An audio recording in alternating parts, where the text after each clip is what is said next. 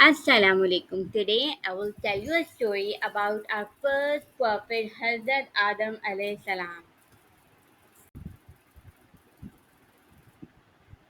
Long before the creation of humans, Allah created the heaven and the earth, the angels and the jinn. And Allah declared to the angels, "Indeed, I'm going to place a Khalifa on earth."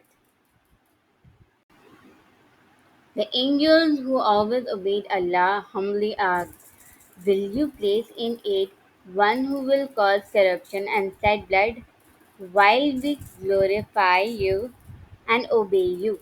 Allah replied, "Indeed, I know that which you do not know."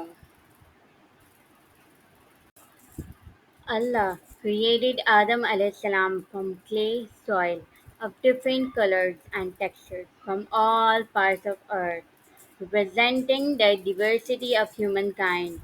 Allah shaped him and breathed into him his spirit. This divine act gave Adam life, intelligence, and ability to speak and learn. Allah taught Adam the names of all things. Then he presented those things to angels and asked them to name them. They replied, "Glory be to you. We have no knowledge except what you have taught us." Then Allah asked Adam to name them, and he did. Through this, Allah showed the special knowledge and status he had granted Adam. Allah commanded the angels, "Bow yourself before Adam," and all the angels obeyed, except Iblis. He was not an angel, but a jinn who had been elevated among them because of his worship. Iblis refused and became arrogant, saying, "I'm better than him. You created me from fire and him from clay." For his arrogance and disobedience, Allah crushed Iblis and cast him out of his mercy, making him Shaitan, which is known as Iblis now. Iblis asked for time until the day of judgment to mislead humanity, and Allah granted him. Allah placed Adam in paradise, Jannah, for a time and created for him a companion, Hawa alayhi salam. From himself, they lived in peace and were allowed to enjoy everything in paradise. Allah said, "Do not approach to this tree, lest you will become wrongdoers." However, Shaitan whispered to them, saying, "Your Lord only forbid you this tree, lest you will become angels or live forever." He told them with lies, and eventually they ate from the forbidden tree.